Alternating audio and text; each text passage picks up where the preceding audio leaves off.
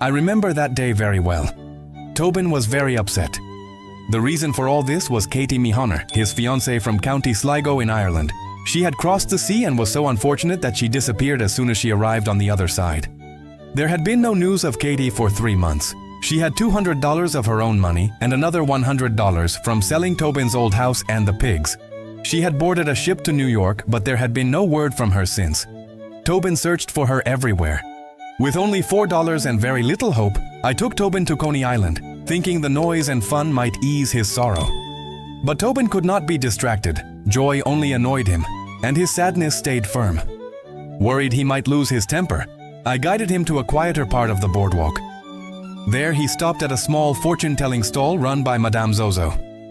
Tobin, always superstitious, paid his 10 cents and placed his hand before her with complete seriousness. The palmist took his hand, a hand shaped like it had been quarried, and began to read his fate with great seriousness and little accuracy. She spoke of bad luck past and worse luck to come, of love and sorrow, of a sweetheart marked by the letters K and M. I saw Tobin's eyes light like candles. Then came the prophecy proper: a dark man, a light woman, a voyage upon the water, loss of money, and lastly a man with a crooked nose who would bring good fortune. Tobin believed every word of it, and sure enough, before the evening was well settled, the prophecy began collecting its debts. A man burned Tobin's ear with a cigar and received repayment in the neck. On the ferry back, Tobin found his money gone, and then he bumped into a light-haired lady.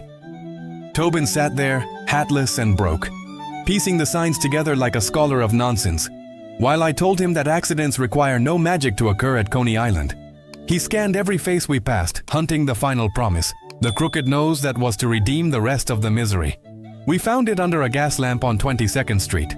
The man was tall, respectable, and his nose twisted like a road that had lost its way. Tobin approached him with the seriousness of a man greeting destiny, and I followed, being loyal if not hopeful. The man, whose name was long enough to justify itself, Maximus G. Friedenhausman, seemed uncertain whether to laugh or send for the police. But after I explained Tobin's condition, his superstition, and my own unfortunate devotion to friendship, the man laughed until the street echoed with it. He took us drinking, paid for everything, and spoke grandly of literature and observation, finding more amusement in us than profit. Tobin remained unconvinced. This, he felt, was not the fortune he had been promised. A few drinks and a conversation were poor interest on such extensive suffering. Near 11, the man invited us to walk with him to his home. It was a quiet street, all brick and iron railings. The noise of the city softened to a memory. He stopped at one house and told us his wife had gone to bed, but that we were welcome to a bite in the basement room. He spoke lightly, as men do when words carry no weight to them.